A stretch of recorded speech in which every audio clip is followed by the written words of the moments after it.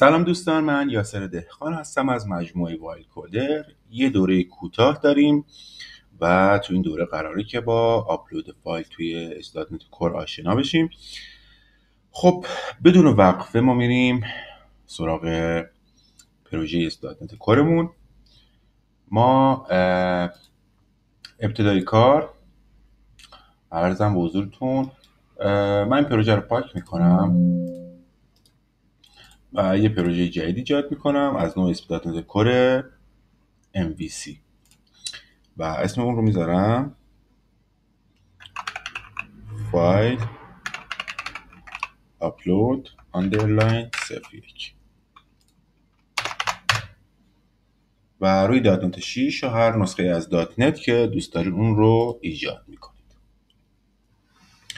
خب تو این بخش من ابتدا یک خروجی ببینم از کارم، ببینم چی دارم اینجا. خب ما یه صفحه خالی داریم که یه منو این بالا گذاشته و خب اینو من میام ادیت میکنم. تو این جلسه ما فقط مقدمات کار رو فراهم میکنیم. آپلود فایل، اینجا هم آپلود فایل و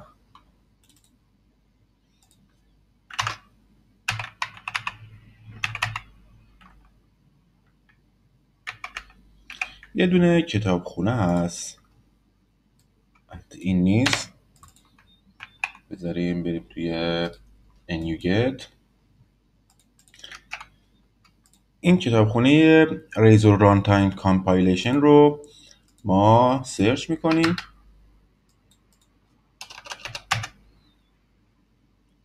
و عرضم به حضور شما اون رو نصب میکنیم. چون ما ورژن 6 رو انتخاب کردیم، آخر نسخه ورژن 6 رو نصب میکنیم و توی قسمت کنترلرم ویو اد Razor Runtime Compilation رو اضافه میکنیم. یه بار این پروژه رو ران کنیم که این کتابخونه و این امکان فراهم بشه روی ویو هامون، دیگه ما با هر تغییری تو این قسمت تو ویو ها دیگه نیاز نیست هر بار کامپایل کنیم. مثلا اینجا من عرضم بزرگتون این دوتا منو رو میخوام فارسی کنم. به راحتی نمیسیم خانه، نمیسیم قوانین و رفرش میکنیم. ببینید که اتفاق افتاد، دیگه نیاز به کامپایل نداره. میتونیم dir یا دایرکشن صفحه‌مون رو هم RTL کنیم به این طریق و این شکل. در نهایت خب ما برای اینکه بتونیم فایل آپلود کنیم نیاز به یک فرم داریم. برای این کار ابتدا من میام توی ایندکس هم نه، من اینم فارسی کنم، صفحه اصلی اینم پاک کنم و یه رفرش دیگه بزنم. بله خب ما الان یک صفحه خالی داریم. میخوام تو همین صفحه اولم یه فرم داشته باشم.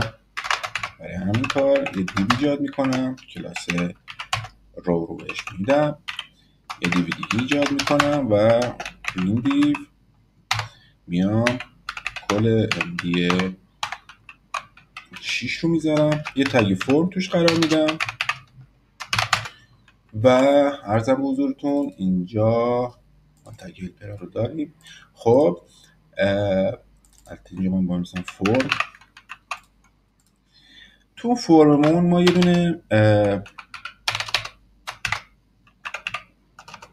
یه دونه اینپوت داریم که اینپوتمون تایپش، من یکم زوم کنم شما بهتر ببینید، تایپش رو میذاریم فایل، نمیش رو میذاریم هر اسمی میتونی اینجا بذاریم. من اسمش میذارم فایل. یک کلاس هم بهش میدم فرم کنترل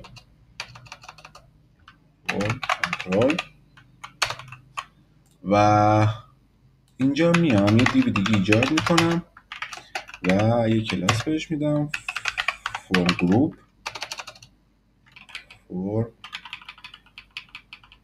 اینجا نداریم. فعلا همین باشه، بعد کلاسش رو تغییر بدیم و در نهایت یه دیوی دیگه این پایین میذاریم.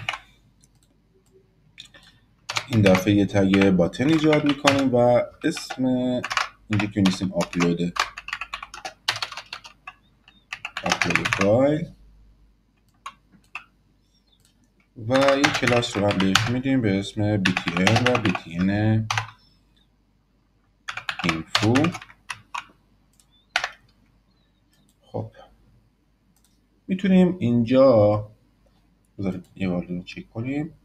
بدک نیست، میتونیم اینجا یه دونه بی آر بذاریم که یه دونه فاصله ایجاد کنه و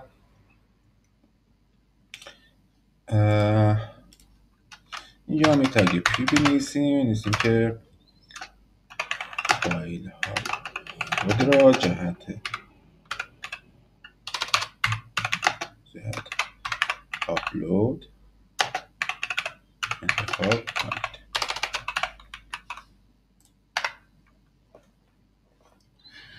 خب ما الان فرممون رو ساختیم. فقط موردی که وجود داره اینه که این فرم الان به جای اشاره نمیکنه. من میام با استفاده از تگ هلپر میگم که برو توی ایندکس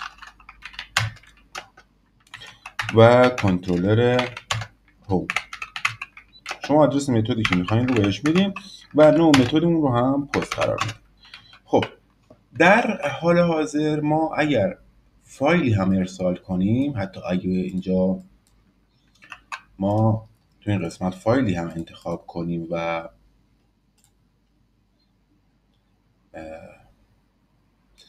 یه فایل انتخاب کنیم و بخوایم بفرستیم، خب این فایل ارسال نمیشه. چرا؟ چون حجم فایل زیاده و هنگام پست شدن به سمت سرور این اطلاعات نمیتونه یک جا ارسال بشه. ولی که ما بتونیم اون رو ارسال کنیم با اون رو تیکه تیکه کنیم با استفاده از این تگی که اینجا وجود داره، پراپرتی یا حالا دیتایی که اینجا وجود داره، ما میگیم به صورت مالتی پارت و فرم دیتامون رو به صورت مالتی پارت ارسال. یعنی چی؟ یعنی تیک تیکش کن به تیکه های سبکتر و کوچکتر و در نهایت اونها رو ارسال کن. به این طریق ما میتونیم فایلمون رو به سمت سرور ارسال کنیم. خب میام توی کنترلرمون، ما اینجا یه دونه متد داریم ولی متدمون گته، فقط برای نمایش. برای این کار باید بیایم اینجا یه متد async بسازیم، چون من فعلا async کش نمی‌کنم. action result index دقیقاً همنام با اون چیزی که اونجا نوشتیم و قراری که ریتر کنه ویو رو، میاد همون ویو ایندکس رو برای ما برمیگردونه. ولی تفاوتش با اون بالا این چیه که این پسته، این گت هست، این پست هست. اگر اینها رو نمیدونین، آموزش‌های اسپلات کور ما رو نگاه کنید. یه آموزش رایگان ما داریم توی سایتمون. اگر که سایت رو باز کنیم، توی این قسمت عملیات کراد در اسپلات کور 6 رو میتونید نگاه کنید و با اسپلات کور آشنا بشید. خب به عنوان ورودی هم ما یه دونه آی فرم فایل باید دریافت کنیم. توی اسپلات MVC سنتی ما با استفاده از یک کلاسی به اسم HTTP posted file base این کار انجام میدادیم. اینجا با استفاده از اینترفیس i4 فایل این کار انجام میدیم. توجه کنید که فقط باید اسمی که اینجا به عنوان پارامتر ورودی مشخص میکنیم با اسم این اینپوتی که اینجا گذاشتین یکی باشه. دقیقاً نامش با این نامی که به عنوان ورودی اینجا دریافت کردین یکی باشه که بتونه اون رو بایند کنه.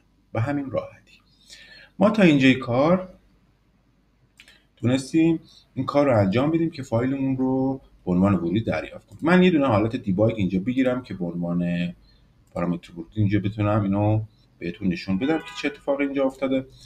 کافیه که یک فایل انتخاب کنم، مثلا این عکس، و آپلود رو بزنم. همونجور که می‌بینین ما فایل رو دریافت کردیم. بعد اینجا با یک سری عملیات انجام بدیم که بتونیم عرضم به حضور شما فایل رو توی سرورمون ذخیره کنیم. توی جلسه بعد ما این کار رو انجام میدیم. تا جلسه بعد موفق و پیروز باشید.